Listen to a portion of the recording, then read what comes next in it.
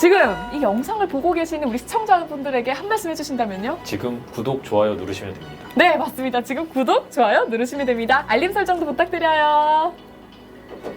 네. 이거 제가 했어야 돼요.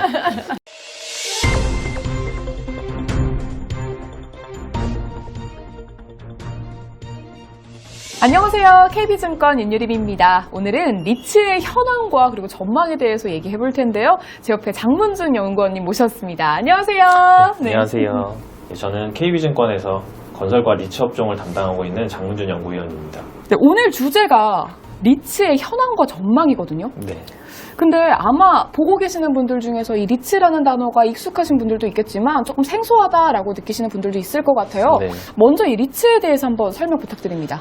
부동산이 주식시장에 상장되어 있는 건데 네. 하나하나의 주식으로 나눠져 있어서 오. 적은 돈으로도 투자할 수 있는 그런 자산이다라고 봐주시면 될 것 같습니다. 그럼 진짜 소액으로 부동산에 투자한다 이런 느낌이 좀... 네, 맞습니다.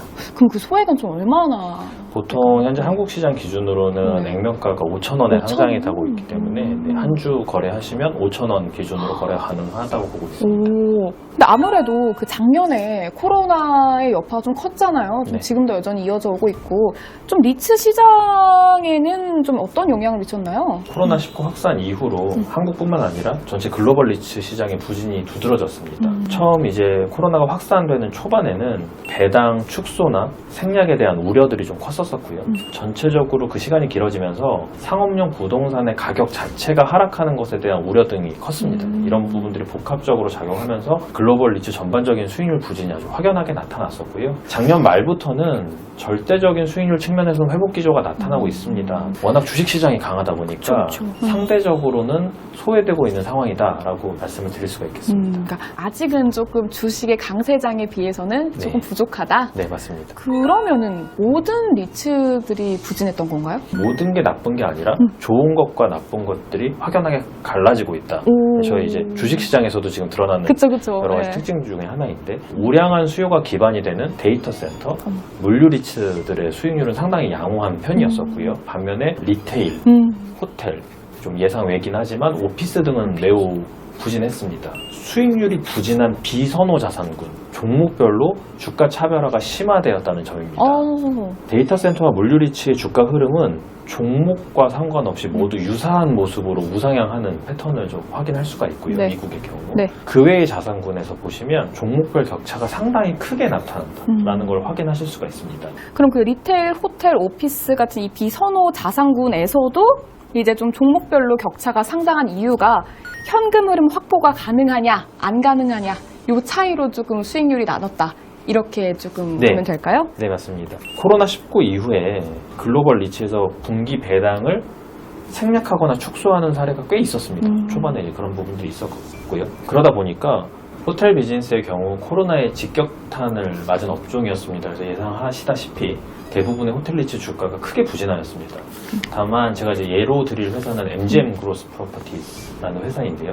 보시면 주가 수익률이 상당히 양호했습니다.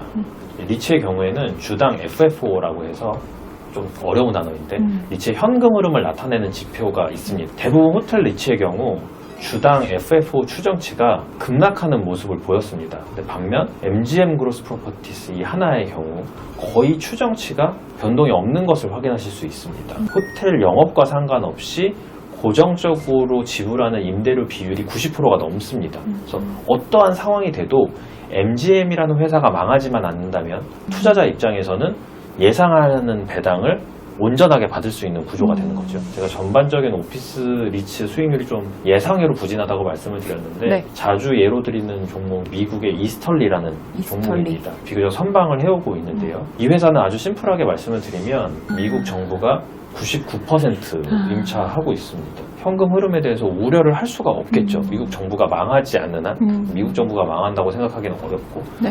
그렇기 때문에 미국의 오피스 리츠가 전반적으로 부진했음에도 불구하고 가장 상대적으로 안정적인 모습을 이어간 종목이다라고 말씀을 드릴 수가 있겠습니다. 현금 흐름이 안정이 되면 어차피 배당은 보장이 되니까 굳이 이제 코로나에 의해서도 주가가 흔들릴 필요가 없다. 네. 그럼 한국 리츠는 좀 어떻게 봐야 될까요? 수익률 부진 속에서 네. 시장의 관심이 확연하게 낮아졌습니다. 하지만 저는 개인적으로 계속 말씀을 드리는 부분이 리츠를 주식과는 다른 이 중위험 중수익 자산으로 좀 온전하게 이 투자 자산으로서의 가치를 좀 집중할 필요가 있겠다라고 말씀을 드리고 있는 중입니다.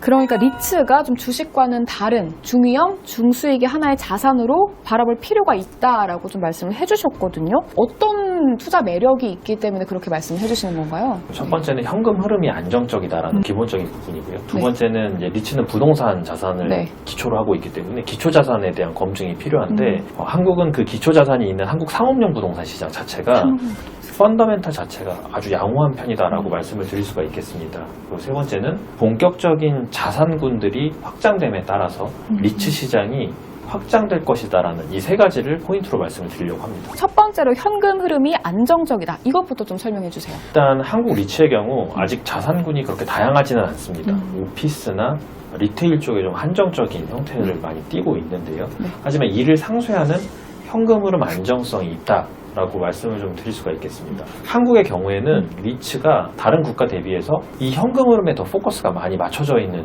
그런 리츠들이 상당히 다양하다라고 저희가 요약을 좀 드릴 수가 있겠고요. 리테일 리츠의 경우 일단 책임임차라는 게 있는데요. 일종의 쇼핑몰이 있다면 네. 10개의 섹션에 10개의 다른 임차인이 있는 게 아니라 네. 하나의 단일 임차인이 오. 대표가 돼서 본인이 이제 그 부분을 전부 다 임차를 책임지고? 책임지고 네, 전체를 다 채워넣는 구조이고요.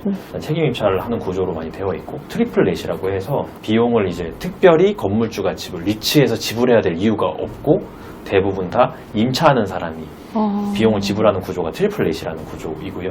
책임 임차할 수 있는 정도의 역량이 되려면 기본적으로 신용 등급이 되고 네. 어느 정도 재무 구조가 돼야 되는 기업들이기 때문에 다른 국가들보다 현금 흐름 안정성 측면에서 좀 더 강화가 되어 있는 리츠들이 많다. 리테일하는 약점에도 불구하고 현금 흐름 측면에서는 상당히 안정적인 특징이 있다라고 요약을 좀 드릴 수가 있겠습니다. 그럼 두 번째로 이제 한국 상업용 부동산 시장의 펀더멘탈이 양호하다라고 하셨거든요.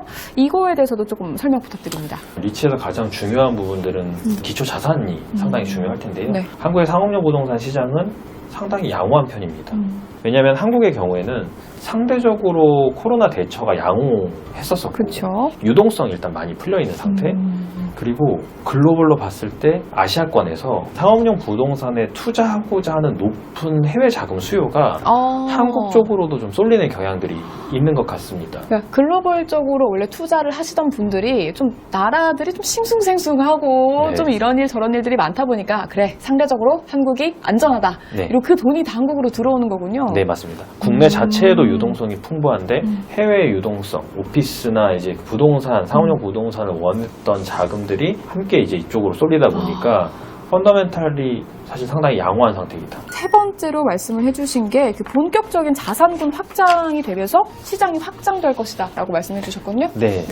이 부분은 사실은 펀더멘탈이랑 상관이 있는 부분은 아닌데요. 한국의 리츠 시장이 기본적으로 오피스나 리테일로 자산군이 조금 한정적입니다. 네. 그러다 보니까 투자하시는 분들 입장에서는 선택지가 다양하지 않은 그렇죠. 단점이 있죠. 막상 리츠에 투자하려고 해보면 대부분의 리츠 자산은 오피스나 리테일에 한정되어 있는 겁니다. 네. 내가 의지는 있는데 실제 선택을 못하는 이제 이런 이슈가 발생할 수 있는데 네. 이런 부분들에 있어서 작년 말부터 좀 선택지가 넓어지는 느낌이 있습니다. 올해 같은 경우에도 물류를 복합으로 이 자산 저 자산 넣는데 물류가 좀 포함되어 있는 리츠라든지 가장 인기가 많은 데이터 센터를 기초 자산으로 하는 리츠가 상장을 좀 준비를 하고 있는 것으로 이제 곧 파악이 상장이 되나요? 네, 상장을 준비하고 있는 것으로 파악이 되어서요. 선택지가 다양하지 못해서 투자자들이 좀 망설였던 부분들이 있다면 그 부분들이 올해 조금 해소가 될 수 있겠다라는 말씀을 좀 드리는 부분이 있고 또 한 가지 그 리츠 시장이 커지는 과정을 보면 네. 수요가 있는데 상품들이 없다가 아. 그 상품들이 맞춰주는 부분들이 나오면서 시장이 한번 커지는 경향들이 있는 것 같다라고 말씀을 드리고 있고 한국이 지금 그런 변곡점에 있는 것이 아니냐라고 제가 말씀을 드리고 싶습니다. 그 리츠라는 게 좀 주식보다는 기대 수익률이 낮잖아요. 네. 아무래도. 좀 그럼에도 아까 중위험 중수익이라고 했거든요. 네. 조금 그거에 대해서 투자자들한테 이 리츠를 본인의 포트폴리오에 꼭 편입해야 되는 이유? 뭐 이런 게 있으면 조금 어필 좀 해주세요. 네. 그러니까 제가 보는 부분들은 어떤 거냐면 네. 기본적으로 주식시장에 상장되어 있는 상품이긴 하지만 주식과 비교하는 거는 좀 어렵다. 어렵다, 좋지 않다라는 이제 어렵다. 말씀을 좀 드리고 싶고요. 네. 이건 부동산이기 때문에 네. 투자자분들이 하나의 포트폴리오를 짜실 때 현금, 채권, 그리고 보통 주식을 가지고 그쵸. 포트폴리오를 네. 짜실 텐데 네. 이 와중에 어느 정도 주식적인 성향도 가지고 있지만 배당 수익률 자체는 5에서 7% 정도를 노려볼 수 있기 때문에 하나의 중위험 중수익 투자 자산으로서 충분한 가치를 가지고 있다라고 요약을 좀 드릴 수가 있겠습니다. 좀 부동산으로 인해서 좀 너도 나도 돈을 번다는데 내 집은 없지만 좀 리츠를 통해서 수익률은 누려보자. 좀 이렇게 마무리를 하고 싶습니다. 네. 네, 그러면 오늘 이 주제 리츠의 현황과 전망에 대해서 좀 쓰신 보고서가 있다고요? 여기 나오는 이 아래요? 네, 아래요? 여기로 접속을 해주시면 어. 자료들을 보실 수 있으니까 많은 접속 부탁드리겠습니다. 아래 링크 들어가시면요. 우리 장문준 연구원님이 쓰신 보고서로 바로 연결이 되니까요. 많은 관심 부탁드리겠습니다. 네, 그러면 오늘 리츠의 현황과 전망에 대해서 장문준 연구원님 모시고 이야기 나눠봤습니다. 오늘 좋은 말씀 감사했습니다. 네. 네.